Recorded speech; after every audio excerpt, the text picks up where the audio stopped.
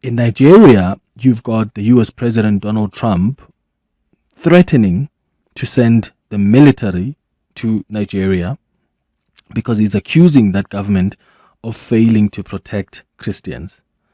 In fact, Nigeria has been placed on the US's country of particular concern list for religious freedom violations, and it's warned of possible military action. That's the US warning of that if the situation does not change. Nigeria's leaders have since rejected that characterization and stressed that any foreign intervention must respect their sovereignty.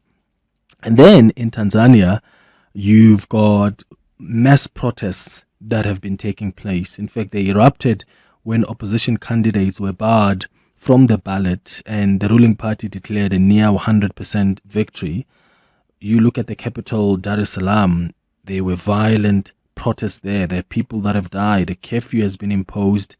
The army was deployed. I've got a friend who's actually in Zanzibar on holiday, and there's just no internet. We were, in fact, worried about this friend's safety because, they were not able to confirm that they had arrived. So the last time we spoke to this person was when they took off. And that's how bad things are. There's just no internet. I've got another friend I've met before in Finland who lives in Tanzania, who actually has fled to South Africa and has been here in South Africa because the situation is just so bad in Tanzania. So we're going to look at that as well. And then I want us to focus on Sudan because the world is watching and we're all surprised as we witness one of Africa's most saddening humanitarian crises. And this is a crisis that has been deepening for some time now. Months of brutal conflict between rival military factions, displacing millions of people, threatening regional stability, raising some really difficult questions about international intervention and the prospects of peace. So let's start this conversation by looking at the situation in Sudan. We've got Abdallah Hussain, who is a Sudanese journalist who is based in Khartoum, who's joining us now via Zoom. Abdallah Hussain, thank you so much for making time for us. I really, really appreciate it. Good morning. Good morning to you and to your viewers, and thank you so much for having me here on 702. Yeah. Can we maybe start by helping our listeners understand what the background is to what we are seeing in Sudan right now? What has led to this fresh wave of violence and what some are even calling a genocide? Yes, indeed. It is a genocide by multiple reports from inside and outside abroad. Local and regional and international organizations have labeled this as genocide, crimes against humanity, massacres against specific ethnic groups, and also massacres against citizens. So what was happening in Sudan during the transitional period after throwing the previous regime of Omar al-Bashir, there has been a sovereignty council, which includes the paramilitary leader who's treated as a rebel now, Mohammed Hamdan Dagalo Ahmeti, who leads the rebel support forces, and on the other side there has been the leader and the commander-in-chief of the Sudanese armed forces as the transitional sovereignty council chairman. One thing led to another, and there has been always rumors that the RSF are foreign-backed by several states. Some of them are Arab, some of them are international, maybe the EU itself. But nothing happened on the ground until 2023, where the RSF moved and mobilized one of their units to the north of Sudan, and they occupied one of the army's bases on the pretext that there has been foreign soldiers and foreign units on Sudanese soil, which is the Egyptian army. But there has been a lot of mutiny interactions between Sudanese army and Egyptian army, so it's not a big deal. So most analysts see this as just a pretext by the rapid support forces to ignite the war. Then one thing led to another, to the full rebellion of the RSF in April 15th, 2023, where they tried to assassinate the president, the chairman of the Transitional Sovereignty Council, head of the army, Abdel Fattah al-Burhan. They tried to assassinate him in his living, and they also tried to seize power by seizing and besieging the headquarters of the army, the main headquarters of the army's general command in the center of Khartoum. And since then, until now, there has been multiple clashes on several fronts in the center of Khartoum, in the center of the country, and now the war shifted toward the west, which is happening right now in El Fasher city that has fallen under the RSF control, which is now meaning that the RSF controls the entire Darfur region with all of 5 states in Darfur. So what's happened like in the last week, for instance?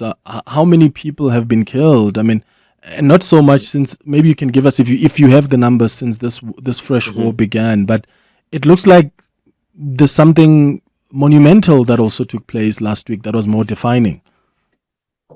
Yes, yes. What happened last week for 7 days, it was literally a massacre. The world cannot ignore what happened in the last 7 days. The city of Al Fasher is the capital of North Darfur.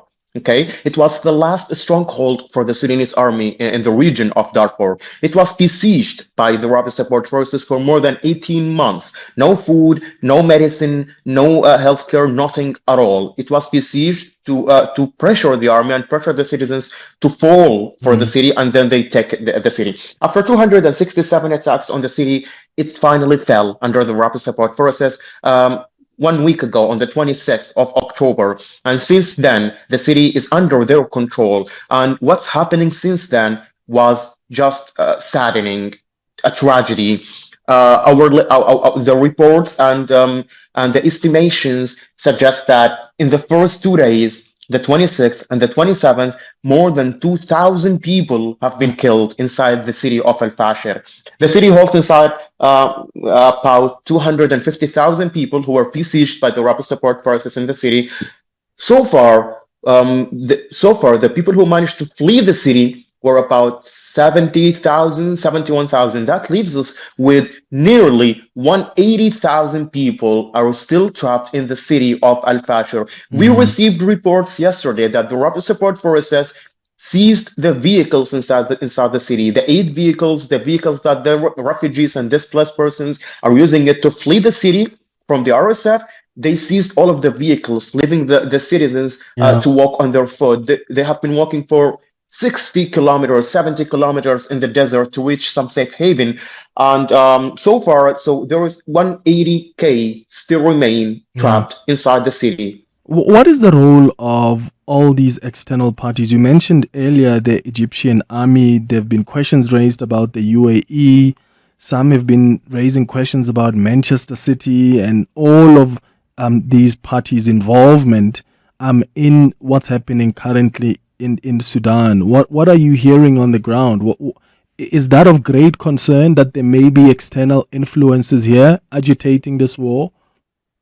Yes, indeed, that's correct. In matter of fact, there has been confirmed reports that the RSF is being backed by the UAE.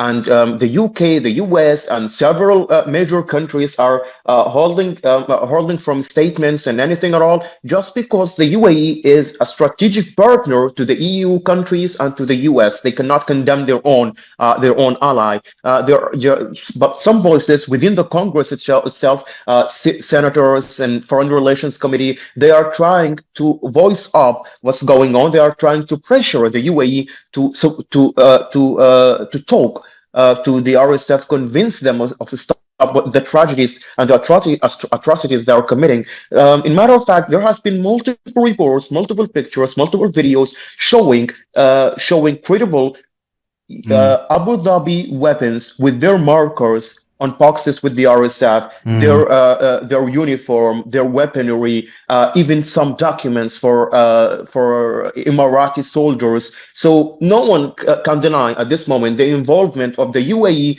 in this matter. And in matter of fact, also, there has been some concerns about other countries like Chad, for example, which the UAE is using as a border to deliver aid and to deliver weaponry to the RSF in western of the country.